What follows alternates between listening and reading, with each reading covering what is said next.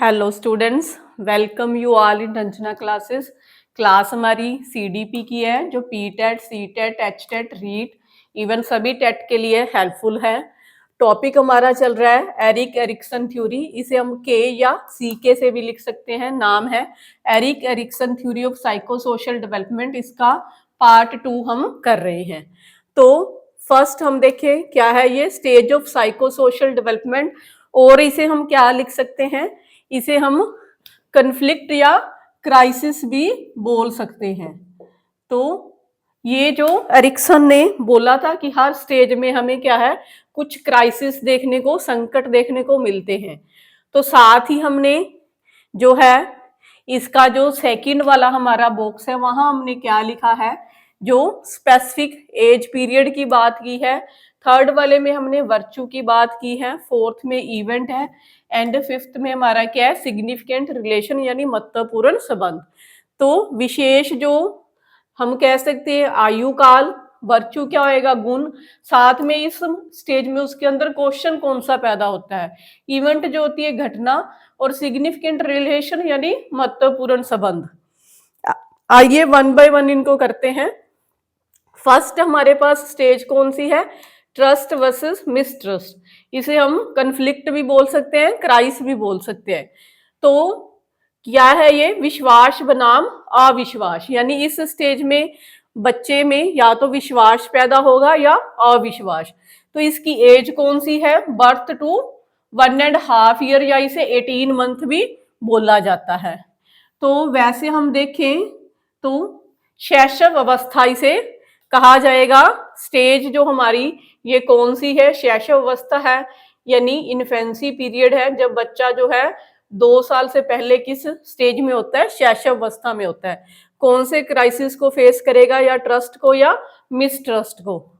तो वो क्या सोचता है, इज माई वर्ल्ड सेफ, क्या ये मेरा जो संसार है वो सुरक्षित है। क्यों वो सोचता है, क्योंकि देखो छोटे बच्चे का जो सबसे महत्वपूर्ण संबंध किससे होता है, मदर से। मदर क्या करती है, उसे फीड करती है, यानी उसकी फीडिंग की जो केयर है, जो देखभाल है, वो कौन करता है, मदर करती है। अगर तो बच्चे को सही समय पे फीडिंग की जा रही है, उसे नीट एंड क्लीन रखा जाता है, यानी उसकी पूरी तरह से उसको अटेंड किया जाता है, उसको गोदी उठाया जाता है, तो बच्चे में हम कह सकते हैं होप डेवलप होएगी। होप क्या है, यानी हम क्या कह सकते हैं, आशा। उसमें जो है होप डेवलप होएगी, उसको लगेगा संसार मेरे लिए सुरक्षित है। अगर हम देखें कि अगर उसे टाइम पे फीड ना करवाया जाए, वो रो रहा है, उसे उठाया नहीं जा रहा, उसे नीट एंड क्लीन भी नहीं रखा जाता, तो उसमें वो किस तरफ चला जाएगा, मिसट्रस्ट की तरफ चला जाएगा, उसमें अविश्वास पैदा हो जाएगा। तो इस तरह से ये वाली जो स्टेज आपको क्लियर हुई होगी। इस स्टेज का नाम trust versus mistrust, birth to 1.5 year, infancy का जो पीरियड इसमें आ जाता है। तो इसमें बच्चे में होप डेवलप होती है, इवेंट क्या होता है, फीडिंग, और सबसे महत्वपूर्ण संबंध उसका किससे होता है, माता से, यानी उसकी मदर से। नेक्स्ट हम देखते हैं autonomy versus shame and doubt. Autonomy क्या होती है भी, स्वायत्ता बनाम शर्म। इस स्टेज को अगर हम ट्रांसलेट करें तो हम क्या बोलेंगे, स्वायत्ता बनाम शर्म। इसका एज का जो हम देखते हैं एज पीरियड, इसमें कौन कितना आ जाएगा, 1.5 to 3 ईयर्स। तो अर्ली चाइल्डहुड की अवस्था ये मानी जाती है। इसमें हम देखते हैं बच्चा भी खुद से करना चाहता है। इसका इवेंट क्या होता है, महत्वपूर्ण, टॉयलेट ट्रेनिंग। अब भाई जो बच्चा है खुद वॉशरूम जाता है, अपने कपड़े खुद से पहनना चाहता है, अगर तो उसको हम नहीं रोकते, यानी वो अपने आप करने की कोशिश करता है, आप उसे सुपरवाइज करते हो, देखते हो कि वो कर पा रहा है या नहीं कर पा रहा, उसे हेल्प प्रोवाइड करते हो जब उसे जरूरत होती है, तो बच्चे में क्या डेवलप होएगी, विल डेवलप होएगी। वो क्या सोचता है, इसमें क्वेश्चन कौन सा आता है उसके मन में, can I do things by my self, क्या मैं खुद ब खुद कर सकता हूँ। जैसे हम देखते हैं कि बच्चे जो हैं खुद चप्पल पहनने की कोशिश करते हैं, चाहे वो उल्टी पहन लेते हैं, राइट लेफ्ट वाली लेफ्ट में, लेफ्ट वाली राइट पैर में। तो इस तरह से इस एज में बच्चे में ये चीजें पाई जाती हैं। कपड़े खुद पहनने की कोशिश करते हैं, और कपड़े भी हम देखते हैं या तो वो उल्टे पहन लेते हैं, या जैसे होता है कि जो आगे साइड होती है वो पीछे कर लेते हैं, पीछे वाली आगे कर लेते हैं। तो इसमें हमें उन्हें गाइड करना चाहिए प्रॉपर, ये नहीं कि हम उन्हें करने ही ना दें। अगर कई जो पेरेंट्स होते हैं काफी हार्श होते हैं, अगर आप उनके साथ बहुत सख्ती से पेश आओगे कि नहीं आपने खुद ब खुद नहीं करना, मैं करूंगा आपका ये काम, तो इसमें जो बच्चे में क्या डेवलप हो जाती है, शेम। उसे लगता है कि मैं खुद ब खुद कुछ कर ही नहीं सकता, उसे शर्म आने लग जाती है, तो वो शाई सा बन जाता है। तो इसमें उसका महत्वपूर्ण संबंध किससे होता है, पेरेंट्स के साथ, जो मदर फादर हैं उनके साथ उसका जो इंपॉर्टेंट रिलेशन यहाँ पे पाया जाता है। वो उसे गाइड करते हैं टॉयलेट ट्रेनिंग के लिए, क्लोथिंग के लिए, वो खुद ब खुद करता है, आप उसे सिर्फ सुपरवाइज करो। अगर आप सख्ती से पेश आओगे तो बच्चा जो है शेम में चला जाएगा, जहां भी दे फिर बच्चे में ये चीज डेवलप हो जाएगी, बड़े होने पर भी उसे लगेगा कि मुझे हेल्प दी जाए, मेरे जो पेरेंट्स हैं मेरे साथ जाए, कहीं फॉर्म भरना है, कहीं एडमिशन लेनी है, तो बच्चा जो है खुद ब खुद नहीं कर पाएगा, उसे उसमें हमेशा ये डाउट रहेगा कि क्या मैं अपने आप कर सकता हूँ। तो इस तरह से हमें उन्हें ऑटोनॉमी देनी चाहिए। नेक्स्ट क्या है हमारे पास, इनिशिएटिव वर्सेस गिल्ट, पहल बनाम अपराध बोध। अगर हम देखो भी जो आ, हम देख रहे हैं जो प्रोसीडिंग स्टेज है ना, उसका जो हम देख रहे हैं जो भी वर्चू है, अगर वो डेवलप होता है तो नेक्स्ट स्टेज में वो हेल्पफुल होता है। अगर बच्चे में होप डेवलप होगी तो वो ऑटोनॉमी कर पाएगा, यानी वो हम कह सकते हैं अपने आप कुछ करने की कोशिश करेगा। अगर उसमें होप ही नहीं डेवलप हुई, अगर उसमें मिसट्रस्ट डेवलप हो गया तो ऑटोनॉमी भी नहीं आ पाएगी। अगर उसमें होप डेवलप होएगी, ऑटोनॉमी आएगी, विल डेवलप होएगी, तभी वो इनिशिएटिव लेगा। तो विल क्या चीज होती है हमारी, इच्छा शक्ति, यानी उसमें ये चीज डेवलप हो जाती है कि मैं ये खुद ब खुद कर सकता हूँ। जब उसमें ये डेवलप होएगा तभी वो पहल करेगा, भी आगे आएगा, खुद करने की कोशिश करेगा। अगर वो खुद करने की कोशिश करता है और कर पाता है तो उसमें हम कह सकते हैं पर्पस डेवलप होता है। अगर वो खुद नहीं कर पाता तो वो किधर चला जाता है, गिल्ट में चला जाता है। तो इस तरह से इसकी एज कितनी है, 3 to 6 years, और अभी बच्चा स्कूल नहीं गया, इसको प्री स्कूल एज भी बोला जाता है। तो इसमें हम देखते हैं बच्चा जो क्या करता है, प्ले करता है, खेलता है, भाई एक्सप्लोर करता है चीजों को, यानी कोई भी टॉय देते हो उसको खोल के देखना, एक्सप्लोर करना। तो अगर तो आप उसे नहीं रोकते, इनिशिएटिव लेने देते हो, तो फिर तो हम कह सकते हैं बच्चे में पर्पस डेवलप होएगा। यानी वो ड्राइंग कर रहा है, कुछ भी कर रहा है, आप उसे करने दे रहे हो, तो वो क्या सोचता है, एम आई गुड और बैड, उसने जो भी काम किया उसके बारे में वो सोचता है कि मैंने अच्छा किया या नहीं किया।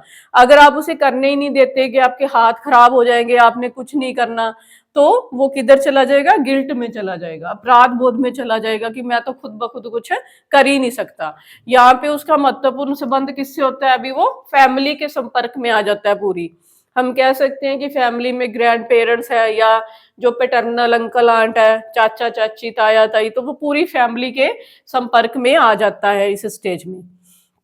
हाँ जी, नेक्स्ट देखिए कौन सी है, इंडस्ट्री वर्सेस इन्फियरिटी, यानी परिश्रम बनाम हीन भावना। तो ये कौन सी एज है भाई, 6 to 12 years, इसे स्कूल एज भी बोलते हैं। अब बच्चा क्या करने लग गया, स्कूल एक्टिविटीज करने लग गया, तो उसका महत्वपूर्ण संबंध भी किसके साथ हो जाएगा, स्कूल के साथ हो जाएगा। तो इसमें उसमें क्या आएगी, अब मान लो वो स्कूल में वो स्पोर्ट्स में पार्टिसिपेट करता है, पढ़ाई में यानी एकेडमिक अचीवमेंट उसकी अच्छी होती है, तो उसमें कॉम्पिटेंसी आएगी। कॉम्पिटेंसी क्या चीज होती है, कि सामर्थ्य जो उसमें डेवलप होगा। How can I be good, वो सोचते हैं कि मैं किस तरह से जो है अच्छा कर सकता हूँ, कि जो स्पोर्ट्स में या स्टडी में, तो उसमें वो अपने सामर्थ्य को विकसित करता है। तो इस तरह से अगर उसमें पर्पस डेवलप होएगा, यानी उसमें उद्देश्य विकसित हुआ, जैसे हमने देखा था कि वो इनिशिएटिव लेता है, उसने कुछ किया, ड्राइंग की या कोई भी काम किया, कुछ खेला वो, तो अगर फैमिली उसे सपोर्ट करती है उसके इनिशिएटिव को, तो उसमें पर्पस डेवलप होगा। अगर नहीं करती तो उसमें क्या आ जाता है, गिल्ट आ जाता है। तो अगर पर्पस डेवलप होएगा तभी वो कॉम्पिटेंसी में जाएगा, उसका सामर्थ्य भी विकसित होगा। तो इस तरह से ये परिश्रम बनाम हीन भावना की अवस्था थी। नेक्स्ट हम देखते हैं आइडेंटिटी वर्सेस रोल कंफ्यूजन। तो ये कौन सी है अभी, पहचान बनाम भ्रांति। तो ये भी बहुत महत्वपूर्ण स्टेज है भाई। 12 to 20 ईयर्स इसकी एज है, और ये अडोलोसेंस एज भी बोली जाती है, किशोरावस्था। तो इसको हम कह सकते हैं आइडेंटिटी क्राइसिस की स्टेज भी से बोला जाता है। यहाँ पे क्या होता है, अभी जो बच्चा अपनी पहचान बनाना चाहता है, तो वो क्या करता है, उसके सोशल रिलेशनशिप बनते हैं किनके साथ, अपने पीयर्स के साथ, यानी जो उसके क्लासमेट्स होते हैं। किससे सबसे ज्यादा वो प्रभावित होता है, अपने रोल मॉडल से, अपने पीयर से।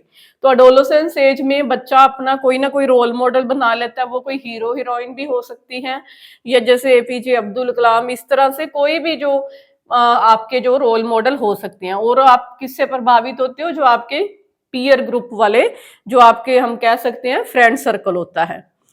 तो इस तरह से अगर भाई मान लो बच्चे को पता है कि मैंने आगे जाकर क्या करना है, कि मैं कौन सी लाइन में जाना चाहता हूं, तो उसको अपनी आइडेंटिटी वो बनाने की कोशिश करेगा।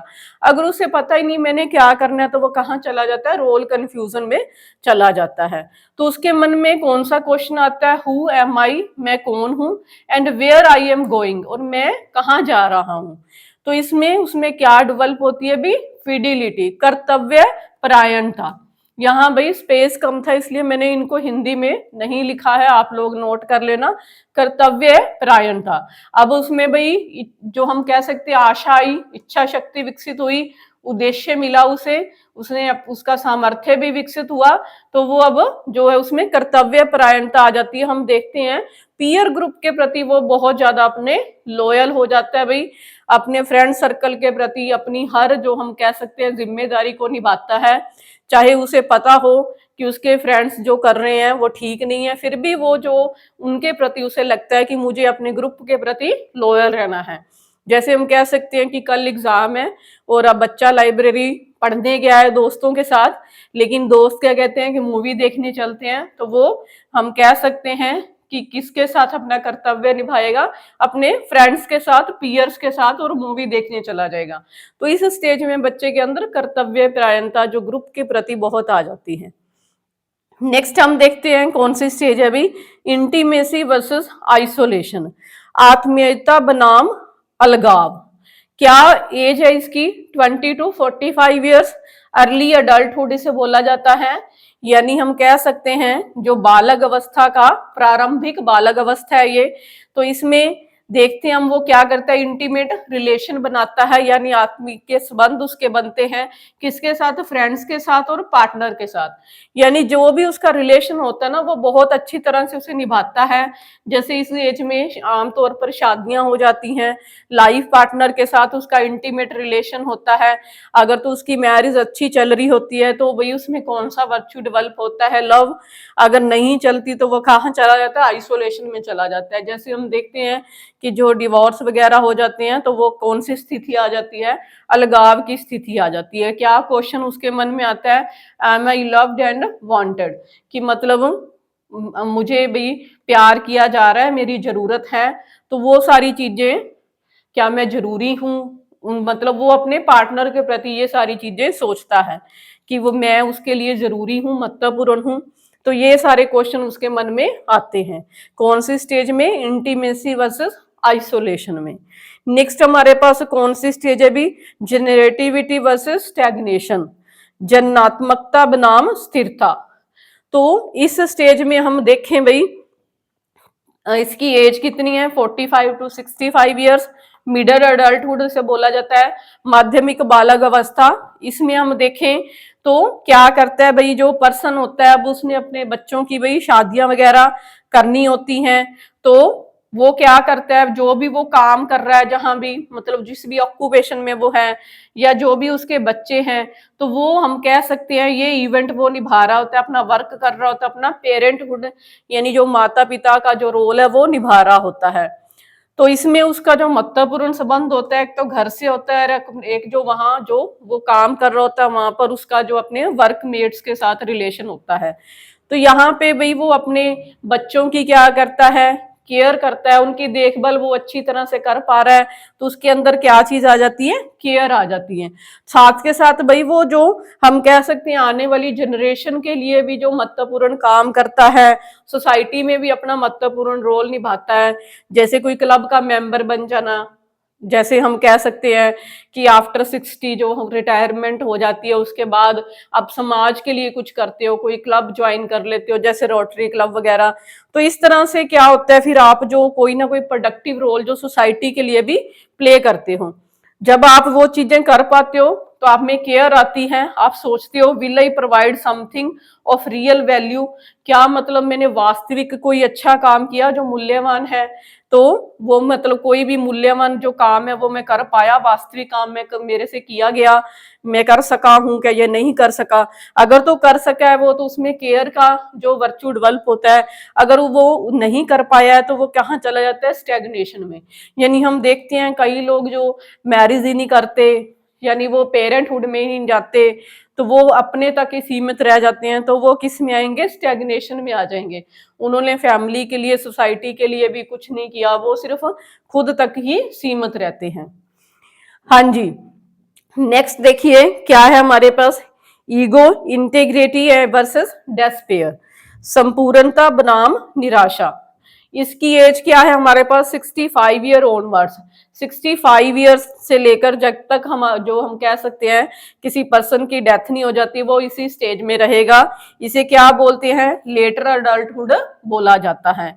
तो इस तरह से इस स्टेज में हम देखें तो वो क्या देखता है, अपनी लाइफ पर रिफ्लेक्ट करता है भाई। यानी हम कह सकते हैं कि पर्सन क्या करता है कि अपनी जो पूरी लाइफ है उस पर वो रिफ्लेक्ट बैक करता है, यानी पीछे की ओर झांकता है। उसका महत्वपूर्ण रिलेशन क्या होता है भाई, वो उसमें क्या चीज मतलब कह सकते हैं किसके साथ जुड़ा होता है, मैन काइंड के साथ, यानी पूरे हम कह सकते हैं कि पूरी मानवता के साथ वो जुड़ा होता है। तो इसमें हम देखते हैं कि अगर तो उसको लगता है कि मैंने अपनी लाइफ में जो करना था मैं कर पाया हूं, तो उसमें क्या चीज डेवलप होती है, उसकी ईगो इंटीग्रिटी, यानी जो हम कह सकते हैं उसे संपूर्ण लगती है अपनी लाइफ की, जो भी मैं करना चाहता था मैं कर पाया हूँ। Have I lived a full life, वो सोचता है कि मैंने पूरा जीवन जी लिया है अपना, मतलब जो मैं चाहता था मैं अचीव कर पाया हूँ। तो उसमें विजडम डेवलप होएगी, समझदारी विकसित होएगी। नहीं तो वो किधर चला जाएगा, निराशा में चला जाएगा। कई बार होता है, कई पर्सन अपनी लाइफ पर रिफ्लेक्ट बैक करते हैं तो उनको लगता है कि नहीं, मैं जो करना चाहता था मैं अचीव नहीं कर पाया लाइफ में, तो वो कहाँ चले जाएंगे, डेस्पेयर में चले जाएंगे। तो इस तरह से ये पूरी थ्योरी थी एरिक्सन की। आइए एक बार रिवाइज कर लेते हैं। हमने क्या देखा इसमें, जो साइको सोशल डेवलपमेंटल स्टेजेस है, ये इनको क्राइसिस भी बोला जा सकता है, कन्फ्लिक्ट भी बोला जा सकता है। पहला कौन सा है हमारे पास, ट्रस्ट वर्सेस मिसट्रस्ट, विश्वास बनाम अविश्वास। बर्थ टू जो 18 मंथ इसकी एज है, इन्फेंसी का पीरियड होता है ये। तो इसमें बच्चे में होप डेवलप होती है, अगर मदर द्वारा उसे प्रॉपर फीडिंग की जा रही है तो वो सोचता है कि ये संसार मेरे लिए सुरक्षित है। नेक्स्ट स्टेज क्या है, autonomy versus shame and doubt, स्वायत्ता बनाम शर्म। इसकी एज क्या है, 18 month to 3 years. Early childhood का पीरियड इसमें आ जाता है। अगर बच्चा टॉयलेट ट्रेनिंग उसे दी जाती है, उसे करने दिया जाता है, अपने आप क्लोथ पहनने दिए जाते हैं, सुपरविजन किया जाता है पेरेंट्स के द्वारा, तो उसमें विल डेवलप होती है। वो सोचता है कि मैं अपने आप कर सकता हूँ। नेक्स्ट हमारे पास क्या है, इनिशिएटिव वर्सेस गिल्ट, पहल बनाम अपराध बोध। 3 to 6 ईयर्स की एज है, प्री स्कूल पीरियड इसमें आ जाता है। अगर हम देखते हैं कि फैमिली के द्वारा बच्चा कुछ एक्सप्लोर कर रहा है, कुछ नया करना चाहता है, खेलता है नई नई गेम्स, तो अगर हम देखते हैं कि उसे पहल करने दी जाती है तो बच्चे में पर्पस डेवलप होएगा। एम आई गुड और बैड, वो सोचते हैं कि मैं अच्छा कर पा रहा हूँ या बुरा कर पा रहा हूँ। नेक्स्ट क्या है, इंडस्ट्री वर्सेस इन्फेरिटी, परिश्रम बनाम हीन भावना। स्कूल है जिसे बोला जाता है, 6 to 12 ईयर की एज इसमें आती है।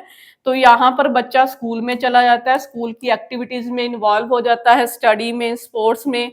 तो अपना यहाँ पर वो सामर्थ्य देखता है, how can I be good, यानी मैं किस तरह से अच्छा हो सकता हूँ। नेक्स्ट क्या है, आइडेंटिटी वर्सेस रोल कंफ्यूजन, पहचान बनाम पहचान भ्रांति। यहाँ पे इसको हम आइडेंटिटी क्राइसिस की स्टेज भी बोलते हैं। 12 to 20 ईयर्स की एज है ये, अडोलेसेंस किशोरावस्था की अवस्था इसे बोला जाता है। तो इसमें बच्चा क्या करता है, उसका हम कह सकते हैं रोल मॉडल और पीयर्स से वो बहुत प्रभावित होता है। जो सामाजिक संबंध उसके बनते हैं वो भी पीयर्स के साथ ज्यादा वो संबंध बनाता है। तो यहाँ पर कर्तव्य परायणता उसमें आ जाती है, who am I and where I am going. इस तरह के क्वेश्चन वो सोचता है क्योंकि वो अपनी पहचान जो है बनाना चाहता है। नेक्स्ट क्या है हमारे पास, इंटीमेसी वर्सेस आइसोलेशन, आत्मीयता बनाम अलगाव।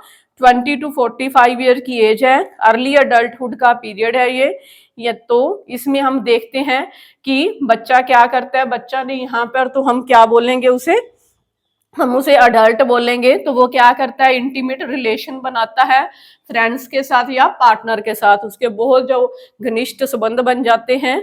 तो उसमें लव डेवलप होता है, अगर उसे लगता है कि मुझे प्यार किया जा रहा है, मेरी जरूरत है।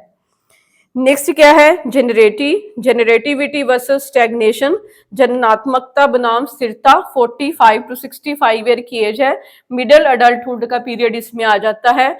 तो इसमें हम देखते हैं वो घर पे जो भी काम कर रहा है, जो अपने वर्कमेट्स यानी जो अपना ऑक्यूपेशन है जहाँ वो काम करता है, तो वो वहां पर देखता है जो भी उसका वर्क एंड पेरेंटहुड है उससे वो सेटिस्फाइड है, तो वो बच्चों की केयर कर पा रहा है, तो उसमें केयर का वर्चू डेवलप होता है।